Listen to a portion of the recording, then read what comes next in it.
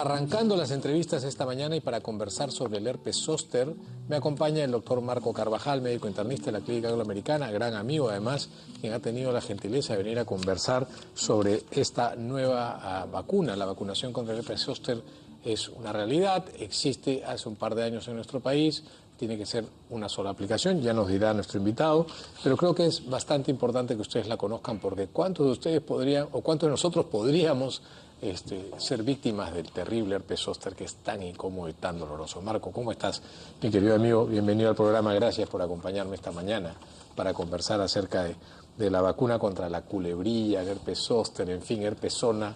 Es incómodo, ¿no? Sí, claro que sí. Bueno, primero agradecerte por la invitación y poder llegar a tus televidentes y poder dar un poco más de información respecto a esta dolencia. Sí, pues. Escondida, pero muy frecuente, porque obviamente el nombre de herpes ya per se significa un tabú para la gente y las personas que la sufren no la comentan, ¿no? ¿Por qué herpes, por qué zóster y cómo se origina? ¿Cuál es la causa? Bueno, el herpes zóster, digamos, es una forma de presentación clínica, es decir, es la forma como aparece el mismo virus del herpes de la varicela, que normalmente cuando uno tiene una infección de varicela queda en el cuerpo, es una infección que no se llega a curar biológicamente, sino que queda interiorizada en unos ganglios dorsales, que es en la columna, donde queda quiescente, dormida durante mucho tiempo y espera su momento para saltar a la palestra y hacernos sufrir. ¿Qué tiene que pasar para que una persona que ha tenido varicela de niño, como bien tú has explicado, en la adultez o en algún momento de su vida haga un herpes zóster? ¿Qué tiene que pasar para que aparezca nuevamente el virus? Existen muchos factores de riesgo que hacen que el virus aparezca. El más notorio y el que más los médicos buscamos y se evidencia es el estrés, ¿no? El estrés es un factor importantísimo de modulación de la inmunidad, del sistema inmune. En algunas personas el estrés baja la inmunidad, ¿no? Que hace que las defensas disminuyan y el herpes aproveche esa situación, ¿no? Entonces, otras cosas, por ejemplo, exposición al sol, ingesta de alcohol, medicamentos, ¿no? Hay personas que utilizan medicación por alguna otra dolencia que baja sus defensas, por ejemplo, la artritis reumatoidea, enfermedades inmunológicas, corticoides, en el caso de asma, que generan que las defensas bajen y el herpes pueda brotar en esa circunstancia, ¿no? Te quiero hacer una pregunta con respecto a algo que para la gente puede sonarle raro, pero cuando uno tiene varicela de niño y se cura la varicela, ya nunca más te debe volver a dar varicela, se supone, ¿no es cierto? Lo que sí te puede dar es herpes zóster, como bien lo has explicado. Pero no te da porque queda una suerte de protección, ¿no? Frente al virus que hace que lo controle, ¿no? Lo inactive, pero está ahí, latente. Así es. ¿Correcto? ¿Cuántos años tienen que pasar para que puedas tener un brote de herpes zóster? ¿Podría ser inmediato o generalmente es en la adultez? Puede ser inmediato, puede ser. En medicina todo puede pasar. Sí, todo es posible. No hay reglas absolutas. Así es. ¿Ya? Y es más, incluso la prima infección o la primera vez que te da varicela habitualmente es la que todo el mundo reconoce, ¿no? Pero va a depender de cómo la persona desarrolla inmunidad, cómo desarrolla defensa. Si una persona tiene una buena inmunidad, se alimenta bien, hace ejercicio y tiene todos los consejos que tú nos das en este programa para tener una buena salud, probablemente nunca la tenga. Pero si una persona no hace eso, es bien variable, ¿no? Existe brotes de herpes en la niñez. Sí, ¿no? sí, que claro. son raros, son infrecuentes. Algún caso es muy raro, pero un herpes zóster en niños sí.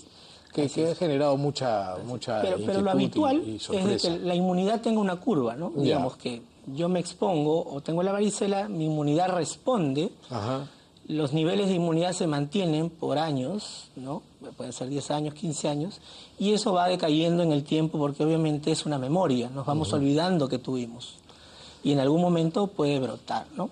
Habitualmente hay un pico de elevación de herpes encima de los 50 y más encima de los 60 años, que es el grupo etario donde más se podría beneficiar de estos cuidados. Más si eres diabético, tienes algún problema. Hay otras comorbilidades, como habíamos hablado, otras enfermedades que te exponen a... Marco, la vacuna contra la varicela apareció hace muchos años, probablemente más de 20. En los 90 aproximadamente. Sí, correcto, ¿no? Y se empezó a vacunar a todos los niños. Ahora ya es muy raro que veas a un niño con varicela, salvo que venga a un país en donde no está calendarizada, o de repente un niño que no completó pues las dos dosis, o que haya habido un desabastecimiento, como en algún momento hubo acá en los últimos 2 años, que hubo meses en los que no contamos con la vacuna. Pero aún así eso es raro. Esta vacuna contra la varicela te protege contra la varicela, pero no contra el herpes zóster, ¿no es cierto? Así es correcto. ¿En qué momento empezaron los científicos, los investigadores, a desarrollar una vacuna contra el herpes zóster? Y que ha funcionado y está funcionando, ¿no? Sí, definitivamente el impacto, como para hablar por qué se desarrolla la vacuna, es importante saberlo, ¿no? La aparición del herpes zóster o herpes zona va a generar, primero, un cuadro clínico doloroso. ¿Cómo empieza? Ya, ¿Cómo hablemos empieza el de cuadro cómo, clínico? como para que los televidentes vayan reconociendo, ¿no? Existe una fase previa a la aparición de las lesiones. Las lesiones son la característica fundamental del zóster. Cuando ya es fácil hacer el diagnóstico, Así es, ¿no? claro. Entonces, el paciente empieza a sentir dolor, ¿no? Digamos, topográficamente, o las zonas que más se afectan es el tórax, la más frecuente, en un 40%. Ajá. De ahí se reparten la zona lumbosacra, la zona cervical y la cara. Ya. ¿Correcto? Ese es el porcentaje. Entonces uno empieza a sentir dolor, que es un dolor de difícil descripción. El paciente viene y te dice, bueno, en la emergencia de la clínica angloamericana vemos pacientes que llegan a la emergencia por dolor. Sí. Y a veces buscamos la causa del dolor, pensamos debe ser muscular, a veces cuando es en el pecho decimos un infarto, la gente viene pensando que se está infartando, dolores abdominales. Entonces, los primeros 3 o 4 días, a veces un poquito más menos, es el dolor lo que caracteriza. Sí. Y habitualmente el paciente sale tratado para el dolor. El dolor, sí. Y siempre recomendamos que si es que no hemos encontrado una causa evidente del dolor y es un dolor de difícil descripción, que sean observadores si aparece alguna lesión. Vamos a seguir hablando de los síntomas, pero tenemos a Paola en línea que nos quiere hacer una pregunta. Claro. Vamos a recibirla, atenderla y luego hablamos de los síntomas, luego del dolor. Paola, ¿cómo estás? Buenos días. Bienvenida al programa. Tu pregunta, por favor. ¿Aló? Buenos días, doctor. Sí, Hola, Paola. Mire, buenos días. Siempre lo sigo su programa, pero... ¿Aló? Sí, te escuchamos muy bajito. ¿Podríamos subir un poco el volumen de... A ver ahora. Sí, ahora sí. Ahora sí, perfecto, Paola. ¿En qué te podemos ayudar?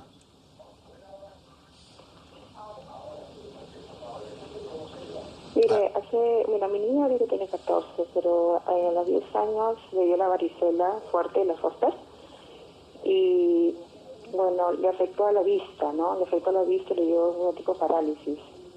Y tuvo que llevar la terapia y me dijeron de que eso era consecuencia de la varicela. Ya.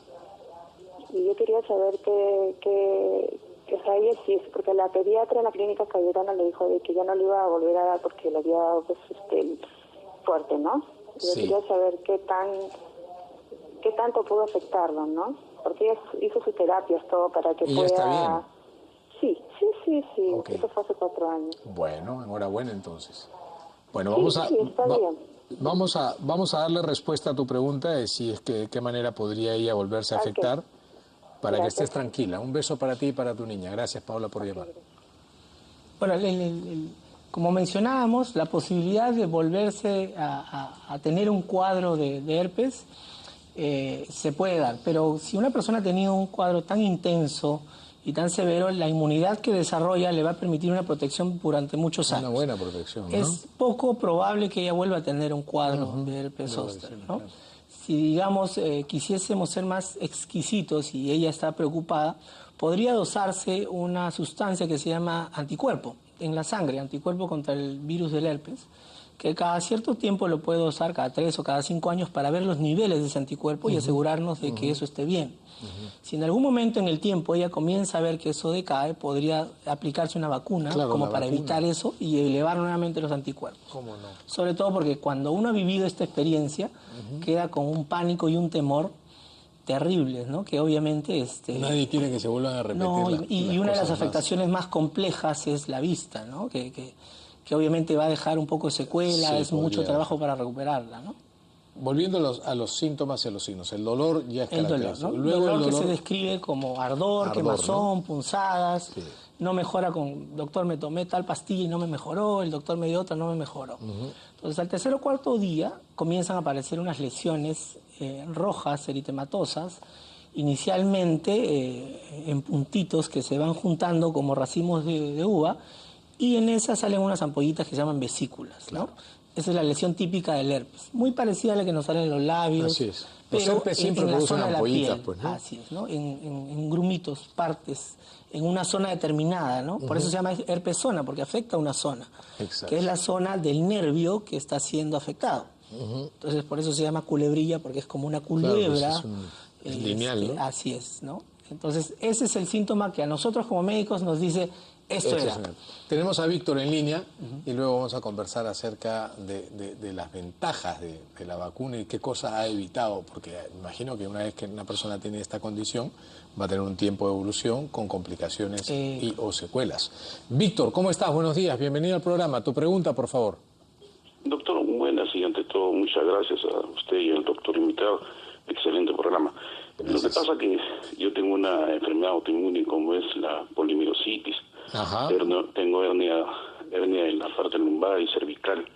Me salió esto por la implicancia del, digamos, el corticoide que tomo. Entonces, la cuestión que se ha complicado el polimiositis con la hernia cervical y el herpes zóster. Ya estoy, digamos, ya se me ha medicado todo eso con pregabalina, pero la cuestión es que viene una implicancia me ha dicho el doctor de que ese dolor ya no se va a retirar de la culebrilla, ¿no? Y siempre me duele en la parte del cuello. Entonces, habrá un momento que, digamos, se me quite el dolor y, digamos, de la culebrilla, el herpes, y solamente sea el dolor del dolor, digamos, de la hernia cervical. Ya, Víctor, ok, muchísimas gracias. Para ti un abrazo grande. Le dejo la palabra al doctor Carvajal. Víctor, gracias por tu pregunta, muy interesante. Primero, tenemos que determinar si el dolor que tú tienes es por la hernia del disco o por la secuela del herpes. Ambos tienen tratamientos muy similares, que es utilizar medicamentos para que bloqueen el dolor. Yo suelo ser muy positivo y creo que los médicos somos muy buenos para dar diagnósticos, pero en pronósticos ahí a veces flaqueamos. Sí. Yo creo que todo puede mejorar dependiendo que se enfoque bien y se trabaje bien. Entonces yo te doy un mensaje de esperanza para que ajustemos medicación, veamos cuál es la medicación que a ti te cae bien. Titular la medicina significa ir subiendo la dosis de a poquitos hasta que consigamos el menor efecto adverso y que tú estés tranquilo, sin dolor, ¿correcto? Y obviamente, una vez que el dolor se amengua, habitualmente pueden pasar 6, 8, 9 meses y dependiendo si no hay dolor, ir quitando el medicamento y muchas veces las personas ya no tienen dolor. Pero eso es muy importante diferenciar si este dolor es por el herpes, así es, la neuralgia posherpética o por la hernia, porque la hernia tiene otro tratamiento. También otro tratamiento que encima es súper bueno. De repente es una compresión de la raíz y hay que hacer una electromiografía para ver eso y lo que necesitas es una descompresión, terapia física. Sí, yo creo que deberías reevaluar nuevamente la situación. Eso a Víctor, porque de repente él puede estar desesperanzado pensando que no tiene solución. Yo creo que hay solución. Para todo hay solución. Hay que individualizar bien. Solo la muerte, mi querido sí, realmente. El per se a veces es una solución. Pregunta del millón. Parece ser que el dolor es la complicación más temida, no sé, el herpes zóster, pero hay otras complicaciones frente a las cuales actuar que ameritan y justifican el tener una vacuna. Sí, por supuesto. Como para engranar la parte ya una vez diagnosticado el herpes por nosotros, ahí hay dos cosas por hacer. El tratamiento antiviral, que hay que tomarlo sí o sí. De todas maneras. El beneficio es cuando más tempranamente se puede dar, igual si pasan unos 2 o 3 días, igual hay que darlo. El tratamiento es con pastillas antivirales. Cremas no sirven, son pastillas lo que hay que tomar, ¿no? Para el tratamiento del virus. Y aparte, la otra es manejar el dolor, ¿correcto? Que es la segunda parte. El tratamiento antiviral lo que consigue es de que el cuadro se reduzca en tiempo. Es decir, ya no aparezcan más lesiones, no dure un mes, mes y medio. Y segundo, reduzca también lo que viene después, el karma. Esa es la cruz que a veces toca llevar, el dolor posherpético, que es un dolor que tiene dos implicancias. Uno, que es intenso, es un dolor de nervio y de difícil tratamiento. Y dos, que necesita medicación, que per se esa misma medicación es compleja por los costos. Es una medicación que por el tipo de medicamento pues va a generar sintomatología de efectos adversos, náuseas, vómitos, somnolencia, que hay que saber cómo indicar y cuál es el perfil de cada paciente. Entonces, todo ese impacto va a generar que sea importante que nosotros en algún momento tratemos de evitar llegar a ese extremo, ¿no? Y la manera de tratar de evitar, nuevamente repito, es tratando de llevar una vida sana, ¿no? consejos que tú siempre das. Y lo otro, la vacunación. Vamos a hablar de la vacuna después de atender la llamada de Irma. Perfecto. Irma, ¿cómo estás? Buenos días, bienvenida al programa. ¿Cuál es tu consulta, por favor? Es una maravilla. ¿Qué tal? Mi pregunta es la siguiente. Si a uno no le dio varicela, ¿le puede dar herpes zóster? Gracias, Irma, por la pregunta extraordinariamente pertinente. Un beso para ti, estate pendiente. Buena pregunta. Buenísima pregunta. ¿Qué pasa con esa persona que porque aparece su herpes zóster? Dice, pero yo nunca tuve varicela de chiquito. Es interesante. El 90% de la población tiene serología positiva a la varicela. ¿Qué quiere decir eso? Que ha tenido varicela alguna vez en su vida. contacto con el virus alguna vez en su vida, aunque no lo haya hecho. La relación entre un virus o una bacteria y la persona es como la relación entre una pareja. Así es. ¿No? Puede pasar inadvertido, no pasa nada, o puede ser tormentosa. ¿Ok? Entonces hay muchas personas que pueden tener la varicela, haber hecho contacto y pasó como una fiebre, un par de ampollitas que nadie se dio cuenta. De repente nadie, ¿no? Nadie se dio cuenta. ¿Pues qué hacían antes las mamás? Había un caso de varicela en la cuadra y mandaban a todos los chicos a visitar al paciente, al enfermo. Y de ahí un grupo hacía varicela y otro grupo nunca hacía nada. Así es. Pero se supone que no hacía nada. Se suponía que no hacía pero nada. Probablemente lo han hecho. Entonces, para responder tu primera pregunta, si no he tenido varicela, no puedo tener zóster. Claro. ¿Ya? No hay Eso es zóster sin haber importante. estado claro. Si tengo zóster es porque en algún momento de mi vida tuve varicela. Que no hice el cuadro característico, típico, notorio, no quiere decir que no haya tenido. ¿No? Incluso la vacunación, que es virus atenuado, nos expone a tener el virus también en el cuerpo, que en algún momento podría dar esa situación. Entonces, la pregunta se responde así. Si no he tenido varicela, no tengo zóster. Pero habitualmente el 90% ha tenido varicela. Tenemos otra llamadita más. Estamos muy solicitados hoy día, mi querido amigo. Interesantes las preguntas. Esther está en línea. Hola, Esther. Buenos días, doctor. Buenos días. Muchas gracias por su atención y también un saludo para el doctor invitado. Gracias. Yo he tenido hace 2 años herpes zóster y, bueno, me traté con los antivirales. ¿Podría estar yo para ponerme la vacuna contra el herpes? Buena pregunta. Buena pregunta, Esther. Estate pendiente porque ahora sí vamos a hablar de la vacunación, por qué se justifica, cómo se indica, a partir de qué edad y qué pasa con aquellas personas que tuvieron herpes zóster alguna vez, si es que podrían vacunarse después de este evento, lo cual es su caso. Un beso para ti, gracias por llamar. La vacuna, Marco, existe, es una realidad y evidentemente hay buenas razones para contar con ella, ¿no? Por supuesto, las razones las hemos mencionado, evitar pasar por este trance. Hay una incidencia importante de casos que empiezan a elevarse encima de los 60 años. Así es. Entonces ese es el corte de 60 a 65 años donde es la población más en riesgo, donde la inmunidad de las personas empieza a bajar y uno se expone a la presentación de estos casos. Y si el 90% de la población que camina por la calle ha tenido varicela alguna vez, hay 90% de personas que pueden hacer herpes zóster. En la emergencia de la clínica americana, es un motivo de consulta todos frecuente. los días llega un paciente con un cuadro de herpes zóster, ¿no? Con la historia que hemos contado. No es raro. No es raro. Que podrían haberse vacunado y haberse. Y como te digo, problemas. la gente no lo cuenta porque el nombre herpes ya por sí es un tabú. Pero es muy frecuente. La vacuna existe. ¿Y cómo se administra? La vacuna es por una sola vez, ¿ok? La administración se da en cualquier centro de vacunación muy sencilla. ¿A partir de qué edad? La recomendación médica es a partir de los 60 años. Ok. Es la recomendación en la cual se reduce la incidencia del herpes zóster en un 50%. Interesante. O sea, si empezamos a vacunar a las personas de 60 años, vamos a tener 50% de menos casos de herpes zóster. Y el otro 50%, que es interesante, los síntomas van a ser muy leves, muy atenuados, que nos va a permitir dar un tratamiento corto y no va a tener esta neuralgia dolorosa. Entonces, por angas y mangas el beneficio es doble. No tenerlo o tenerlo muy atenuado. Personas como Esther, que tuvieron herpes zóster, ¿podrían vacunarse después de este evento?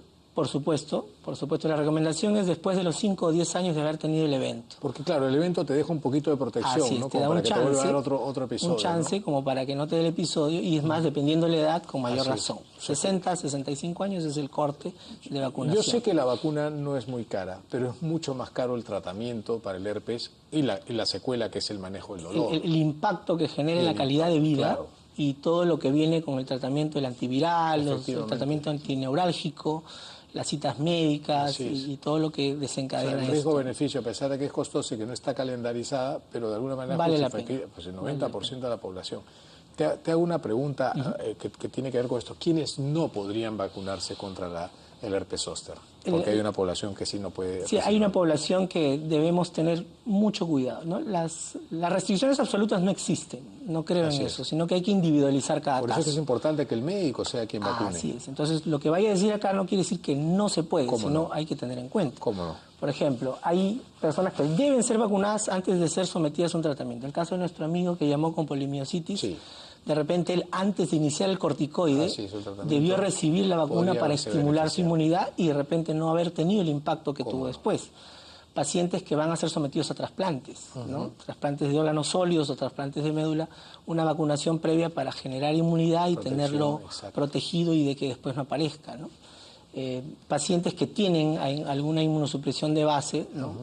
Que ya han sido trasplantados, que reciben corticoides, ¿no? Esos pacientes no deben recibir vacuna por el riesgo que puede hacer de que la vacunación exprese la enfermedad.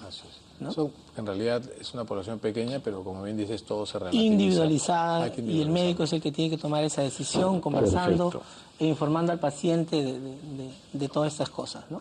Marco, te agradezco muchísimo, ha sido un enorme gusto tenerte en el programa, gracias por haber venido, siempre muy amable de tu parte. No, el gusto es mío, Pepe, muy dispuesto les a colaborar y espero que haya sido claro y beneficioso. Por supuesto que sí, como no, ha sido el doctor Marco Carvajal, médico internista de la Clínica Angloamericana, hablando sobre vacunación contra el herpes zóster y herpes zóster en general. En los siguientes minutos, después de la pausa, vamos a estar conversando acerca sobre las vacunas en el adulto mayor. Ya volvemos.